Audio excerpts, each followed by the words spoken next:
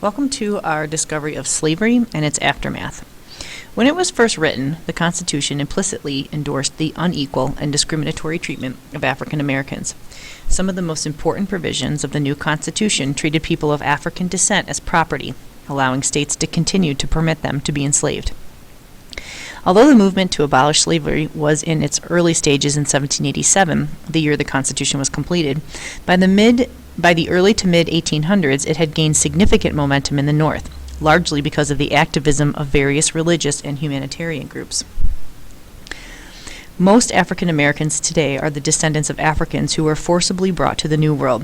In 1619, 20 Africans arrived in Jamestown as indentured servants, workers with a fixed term of service. But by the mid-1600s, slavery began to replace indentured servitude. Many chafed at the hypocrisy of those who sought freedom and equality but kept slaves. Among the first to challenge slavery were former slaves, who staged both peaceful protests and armed insurrections throughout the late 1700s and early 1800s. These activists successfully rallied support in the North for the gradual abolition of slavery by 1804. They argued forcefully against the injustice of the slave system, moving the opponents of slavery to action by their horrifying first-hand accounts of the treatment of slaves. Despite those arguments, the U.S. Congress, wary of the divisiveness caused by the slavery issue, sought to balance the anti-slavery position of the abolitionist states with the pro-slavery sentiments of the slaveholding states. One such attempt was the Missouri Compromise, passed by Congress in 1820. The compromise regulated slavery in the newly acquired Western territories. Slavery was prohibited north of the 3630 North Parallel, except within the state of Missouri. The abolitionists, including organizations such as the American Anti-Slavery Society, objected to the efforts of Congress to accommodate the slaveholding states and called for the emancipation of all slaves.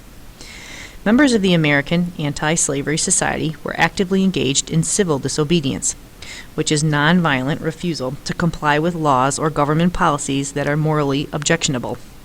Specifically, American Anti-Slavery Society members actively supported the Underground Railroad, a series of safe houses that allowed escaping slaves to flee to the northern states and Canada.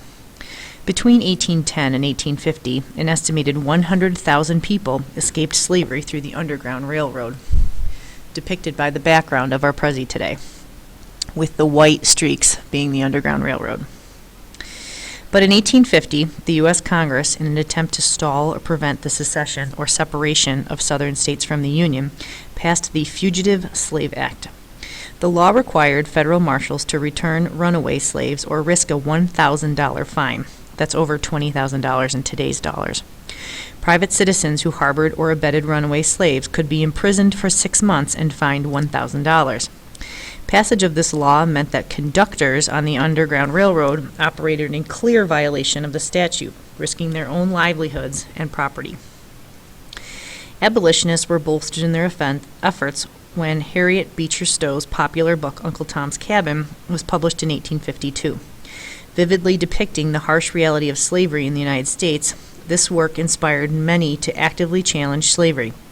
By the late 1850s, the widespread distribution of Uncle Tom's Cabin, as well as the trial and execution of John Brown, a white abolitionist who tried to ignite a slave insurrection in Harper's Ferry, in what was then Virginia and is now West Virginia, had convinced many Northerners that slavery was immoral.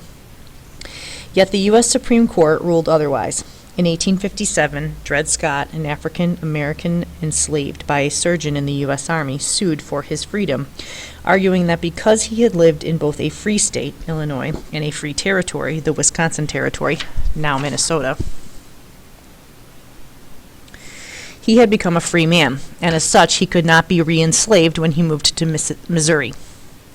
The Supreme Court rejected Scott's claim, and in Dred Scott v. Sanford, make sure you write that down, ruled that the Missouri Compromise of 1820 was unconstitutional because the U.S. Congress lacked the authority to ban slavery in the territories.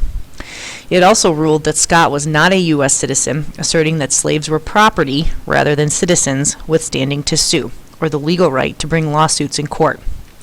Although the Dred Scott decision appeared to be a victory for slaveholding states, It was also pivotal, in mobilizing the abolitionist movement and swaying public opinion in favor of a war to prevent secession and to bring about emancipation. Certain that their way of life was under siege and alarmed by the election of Abraham Lincoln as president in 1860, the Southern states decided they should secede from the Union. By May of 1861, 11 Southern states had declared their independence and created the Confederate States of America. A long and bloody civil war followed as the North fought to bring the Southern states back into the Union. One of the most important turning points of the Civil War was the Emancipation Proclamation issued by Abraham Lincoln in April 1862. This order abolished slavery in the states that had seceded from the Union. The Union Army and Navy were charged with implementing the order.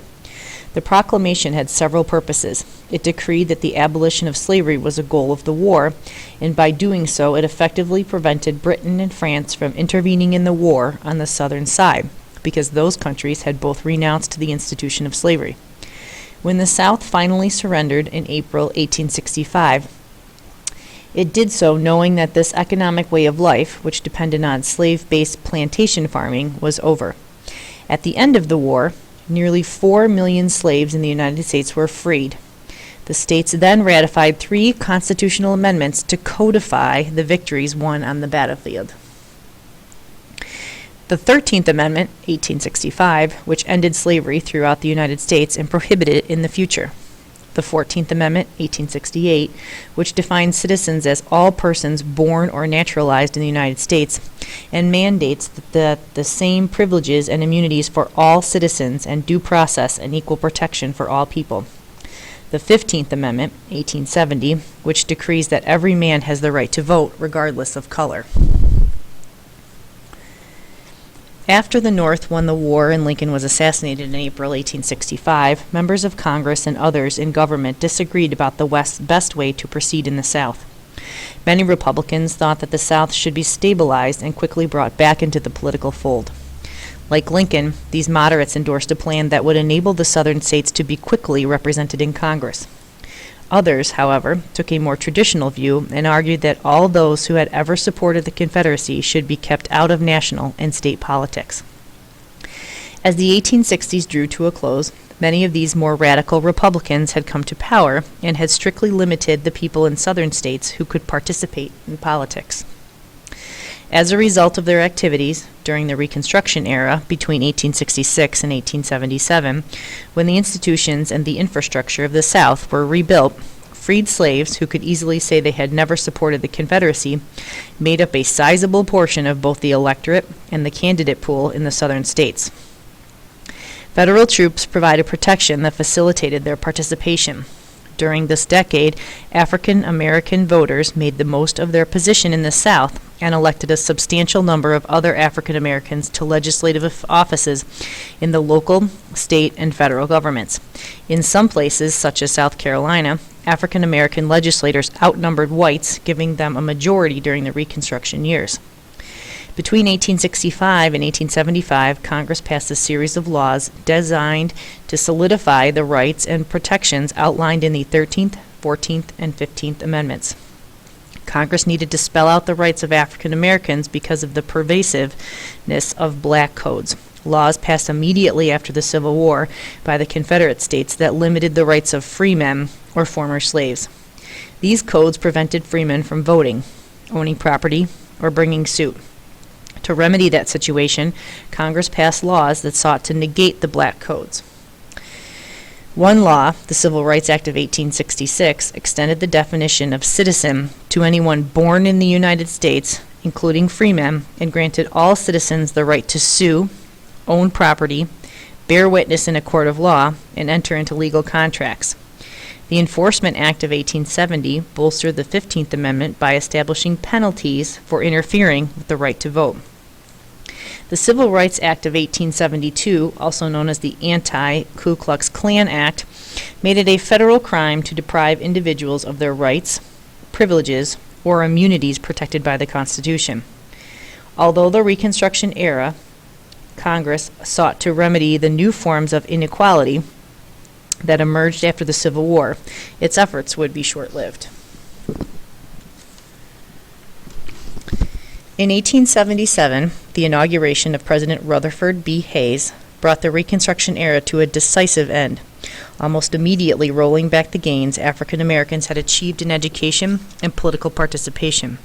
Under Hayes, the federal troops that had protected African Americans from physical reprisals were withdrawn.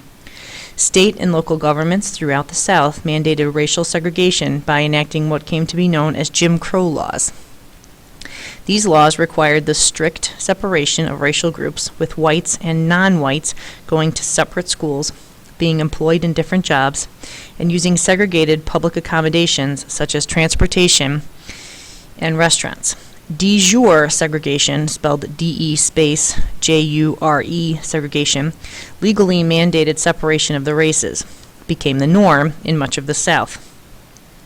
The idea behind the Jim Crow laws was that whites and non-whites should occupy separate societies and have little to do with each other. Many whites feared that racial mixing would result in interracial dating and marriage, which would inevitably lead to the decline of their superior position in society. Thus, in many southern states, interracial laws, which banned interracial marriage, cohabitation, or sex, were passed and several penalties imposed for those who violated them. Interracial couples who married risked losing their property and even their liberty, since heavy fines and jail sentences were among the penalties for breaking those laws. State and local governments in the South also found creative ways to prevent African Americans from exercising their right to vote.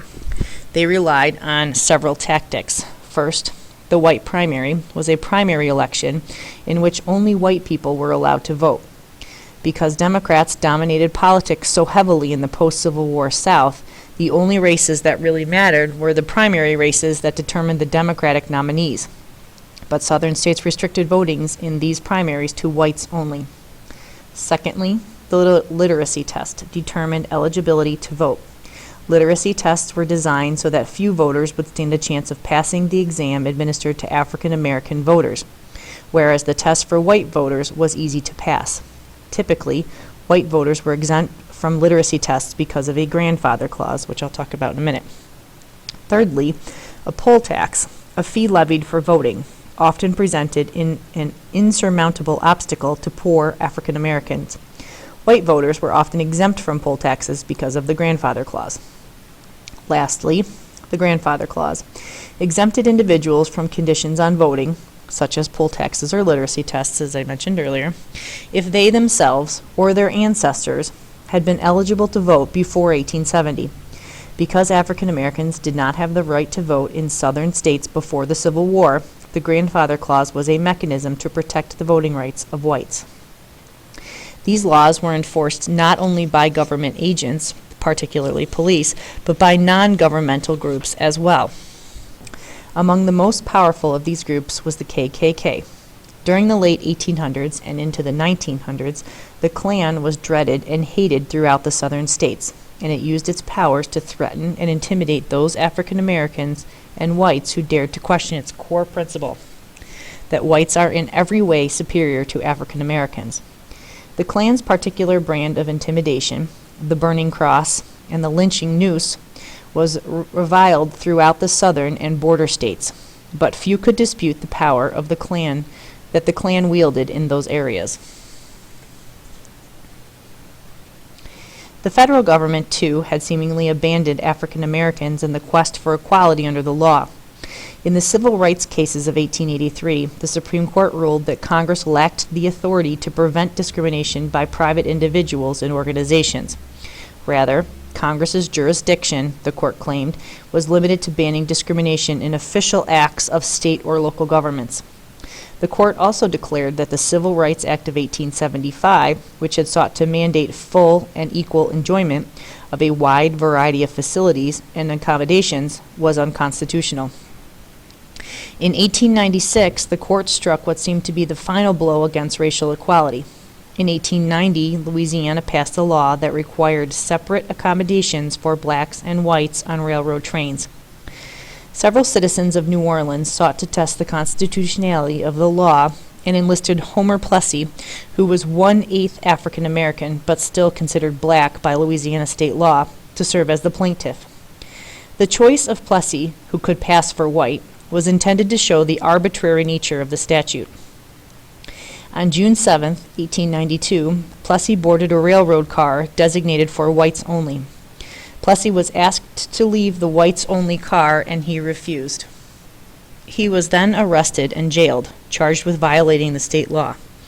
In 1896, the U.S. Supreme Court heard Plessy v. Ferguson, in which Plessy's attorneys argued that the Louisiana state law violated the Equal Protection Clause of the 14th Amendment, which states that no state shall deny to any person within its jurisdiction the equal protection of the laws. In a 7-1 decision, the court rejected Plessy's argument, claiming that segregation based on race was not a violation of the Equal Protection Clause. Rather, the court made this argument. We consider the underlying fallacy of the plaintiff's argument to consist in the assumption that the enforced separation of the two races stamps the colored race with a badge of inferiority. If this to be so, it is not by reason of anything found in the Act, but solely because the colored race chooses to put that construction upon it.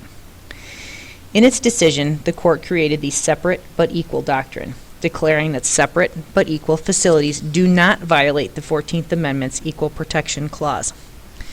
Under this doctrine, the court upheld state laws mandating separation of the races in schools and all public accommodations, such as businesses, public transportation, restaurants, hotels, swimming pools, and recreational facilities. The only condition the court placed on these segregated facilities was that the state had to provide public facilities for both whites and non-whites. The court paid little attention to whether the school systems or public accommodations were comparable in quality. As long as the state had some kind of facilities in place for both whites and non-whites, the segregation was permitted. This doctrine would become the legal backbone of segregationist policies for more than 5 decades to come.